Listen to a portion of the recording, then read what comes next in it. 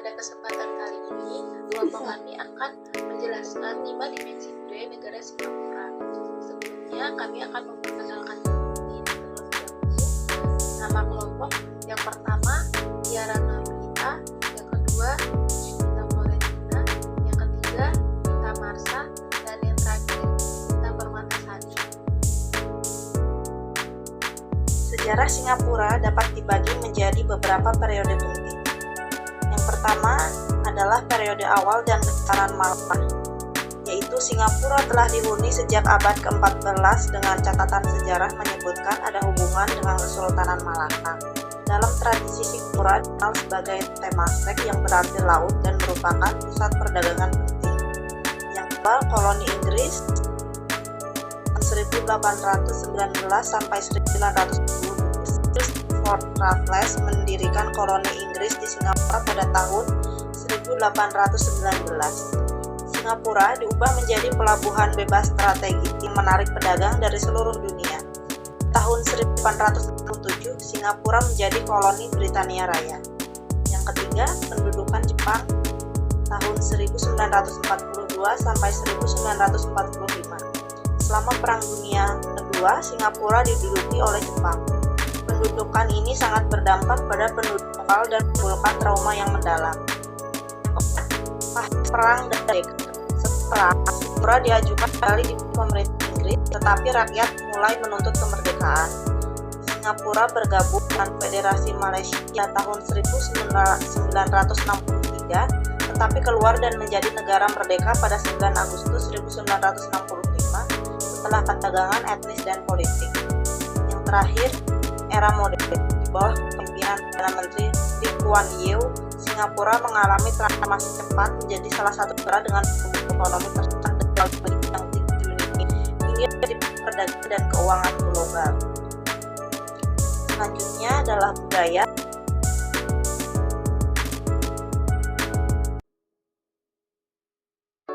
Budaya Singapura yang pertama etnis dan bahasa, sekitar 74% adalah Tionghoa, 13% Melayu, 9% India, dan 4% lainnya. Setiap etnis membawa bahasa, tradisi, dan nilai-nilai unik yang berkontribusi pada kebudayaan. Bahasa resmi berfungsi dalam pendidikan dan administrasi, dengan Inggris sebagai bahasa pengantara, sementara Mandarin, Melayu, dan Tamil juga diajarkan di sekolah. Yang kedua, Hardos Festival. Festival ini sebenarnya adalah tradisi dari agama Buddha dan Tao. Pada tradisi ini, penganut ritual akan memberikan makanan dan juga menghormati orang yang sudah meninggal namun masih berkeliaran di dunia. Yang ketiga, ritual Waisak. Hari Raya Waisak adalah pembangkitan Sang Buddha. Umat Buddha berkumpul di sekeliling bak atau kolam yang dihiasi rangkaian bunga dan didominasi patung sejarah kecil yang ditinggikan di bagian tengah. Prosesi penghormatan kepada Sang Buddha diikuti dengan pembacaan ajaran-ajaran beliau yang diikuti oleh para biksu dan umat Buddha lainnya. Yang keempat adalah Festival Tengku Sam. Festival ini adalah salah satu cara agama Hindu untuk menghormati Dewa Subramanian. Pada festival ini, kamu dapat melihat kanopi yang dihiasi batang kayu bernama Avani. Selain itu, akan ada beberapa orang yang merusak tubuh dengan batangan besi. Yang kelima, hari raya seperti di Indonesia ada banyak umat Muslim yang tinggal di Singapura. Maka dari itu, setiap Idul Fitri, masyarakat Singapura yang beragama Islam akan merayakan hari raya dengan menghidangkan berbagai makanan. Yang keenam, Cingkai, parade atau festival ini dirayakan pada tahun baru Imlek. Namun, tak hanya untuk etnis Tionghoa, parade ini dinikmati oleh seluruh masyarakat. Kuliner pertama adalah laksa. Berbicara mengenai makanan di Singapura, tentu identik dengan laksa. Makanan ini selalu terkenal dengan kaldu krim yang terdiri dari santan dan gula tepung, dilengkapi dengan topping udang segar, perkedel ikan, dan juga kerang. Tidak lupa, semangkuk kenikmatan ini dilengkapi dengan bihun tebal atau yang kedua adalah chicken rice atau nasi ayam adalah makanan khas Singapura yang terkenal selanjutnya. Melansir Visit Singapura, resep hidangan ini diadaptasi dari para imigran Tionghoa awal dari Pulau Hainan dilepas di pantai selatan Tiongkok. Anda akan bisa menemukan makanan khas Singapura ini dimanapun dan ada di hampir pusat jajanan di Singapura. Meski begitu, tentu beberapa warung lebih unggul dari yang lain seperti salah satunya Loiki yang sudah buka sejak 1943. Selain itu, kunjungi juga Wakichi Chicken Rice karena menyajikan nasi ayam yang cukup aromatik. Yang terakhir adalah Hokkien Prawn Mee. Hokkien Prawn Mee adalah makanan khas Singapura yang terdiri dari mie kuning, tebal, dan digoreng dengan kuah yang kaya kaldu dari kepala udang. Penyajiannya dengan sambal cabai serta jeruk nipis ditaburi dengan udang, cumi-cumi, dan potongan lemak daging lain. Selanjutnya agama. Kepercayaan yang beragam sekitar 33% penduduk Singapura adalah penganut Buddha, 18% Kristen, 14% Islam, 12% Taoisme, dan 5% Hindu. Ada juga komunitas kepercayaan lain dan jumlah praktisi agama tidak beragam meningkat. Praktik toleransi beragama, legislasi, dan kebijakan pemerintah mendukung kebebasan beragama dan mendorong pengertian antar agama.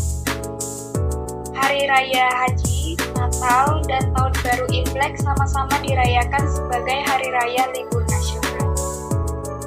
Singapura memiliki banyak tempat ibadah seperti Masjid Sultan, Kuil Sri Mariamman, dan Gereja Santo Andrew yang tidak hanya menjadi tempat beribadah tetapi juga tempat pariwisata dan pendidikan kebudayaan. Singapura. Geografi Singapura. Yang pertama, wilayah dan lingkungan. Singapura memiliki luas sekitar 728,6 km dan terdiri dari 63 pulau, termasuk Pulau Sentosa yang terkenal sebagai tujuan wisata. Kota ini terletak di dekat Khatulistiwa yang memberikan iklim tropis dan curah hujan tinggi dan suhu yang hangat sepanjang tahun. Yang kedua, infrastruktur dan urbanisasi. Singapura dikenal dengan perencanaan kota yang sangat baik, termasuk sistem transportasi umum yang efisien, seperti MRT yang menghubungkan semua bagian kota. Taman dan ruang terbuka hijau seperti Garden by the Bay menunjukkan komitmen Singapura terhadap keberlanjutan dan ekologi. Pertumbuhan ekonomi di negara Singapura. Pertumbuhan PDB pada kuartal kedua tahun 2024, ekonomi Singapura tumbuh sebesar 2,9% dibandingkan tahun sebelumnya. Setelah mencatat pertumbuhan 3% di kuartal pertama, Kementerian Perdagangan dan Perindustrian Singapura memperkirakan pertumbuhan ekonomi untuk tahun ini akan berada di kisaran 2% hingga 3%. Sektor dominan. Pertumbuhan ini didorong oleh sektor perdagangan grosir, keuangan dan asuransi, serta informasi dan komunikasi. Namun, sektor manufaktur mengalami kontraksi, terutama dalam output farmasi, meskipun sektor elektronik menunjukkan pertumbuhan berkat permintaan untuk chip terkait teknologi.